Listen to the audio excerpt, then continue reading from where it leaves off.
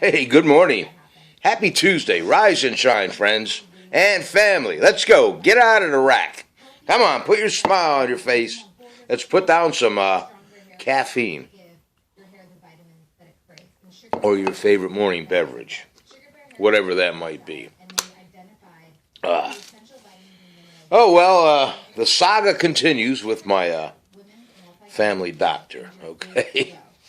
I went there yesterday to have my blood pressure rechecked, and it wasn't all that good by no means, you know. But the ironic thing is that they told me to buy this little blood pressure machine.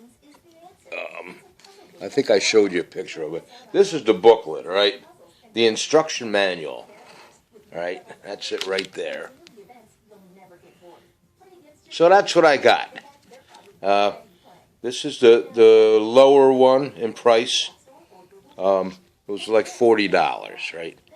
And I've been monitoring my blood pressure religiously in my little log book here. I've been doing this since 11/7. So what is that? That's November the 7th, all right? Back then, my first reading was 147/96, and it jumps all over the place on me.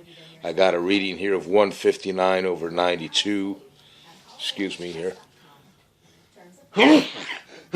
Oh, excuse me. God bless me.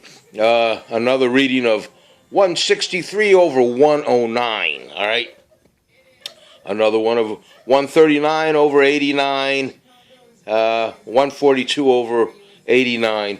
So, so on and so forth. But so yesterday, I got to open this up again.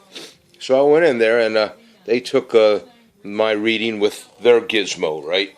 And they put it on my arm. And their reading at Dr. Charles' office, right? It was 180/98. And I said, whoa, wait a minute now. Then I pulled out my little logbook, and they were impressed that I had this, right? If you're going to do something, don't do it half-fast, right? So I pulled my little logbook out, and the assistant there says, wow, do you mind if I make a copy of this for Dr. Charles? I said, go ahead.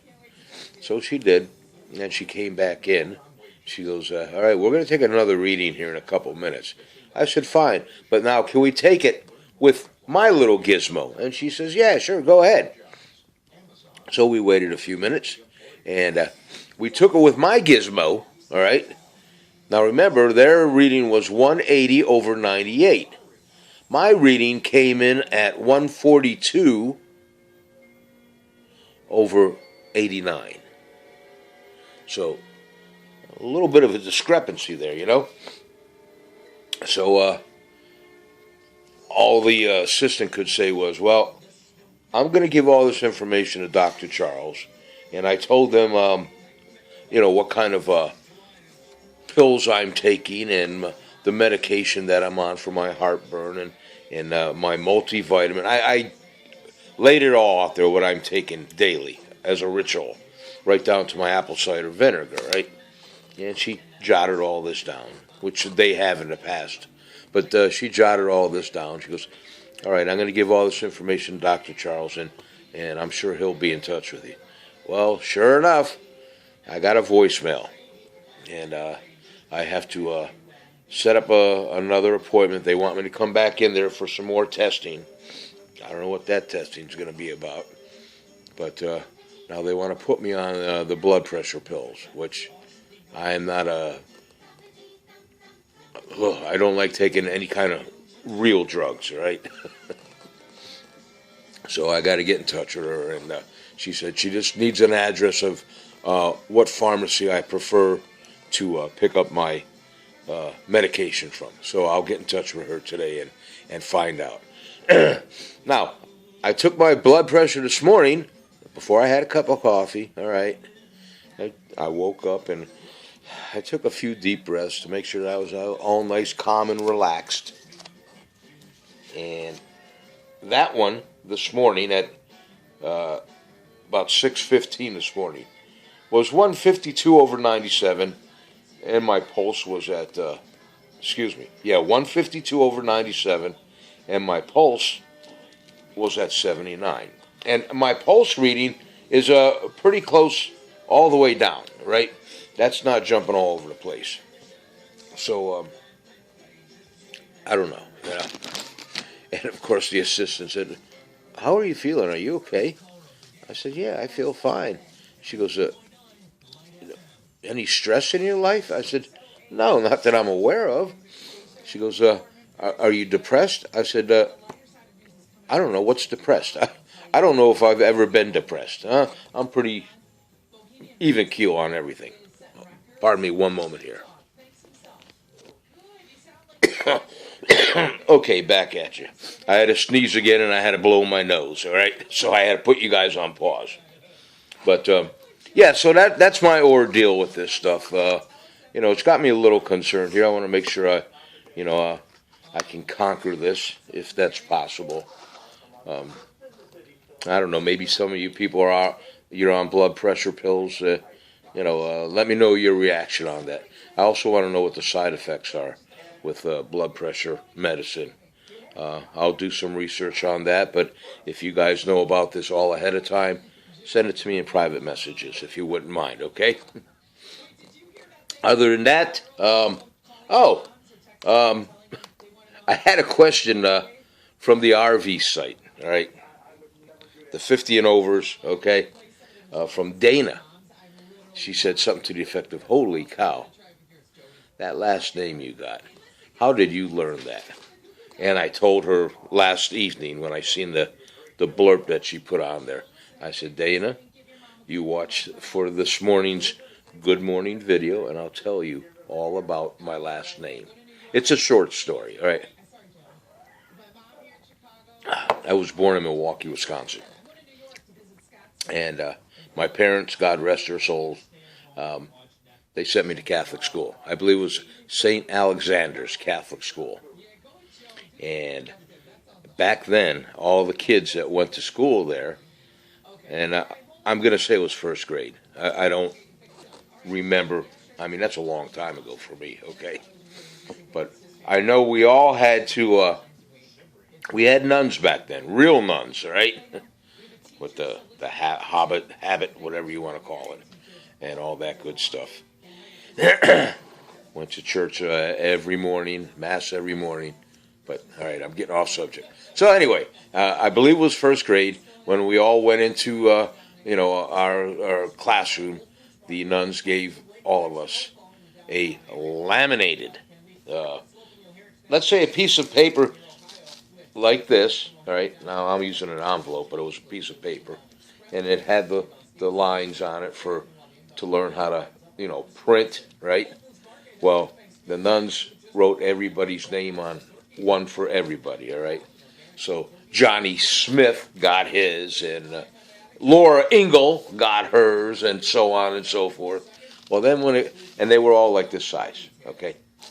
And it was laminated, right? Nice, because you wouldn't get any dirt on it. You could wipe it off, and you'd carry that around with you every day, all right? For how long, I don't remember.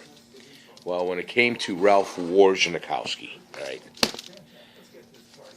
I had the longest laminated piece of paper. I didn't have this size. I had an extension on mine because it had to go with the SKI, all right? So that's my story, Dana, okay? But that's a memory, And then from there, when we moved to Pennsylvania, my father, he worked for a company called Millprint in Milwaukee.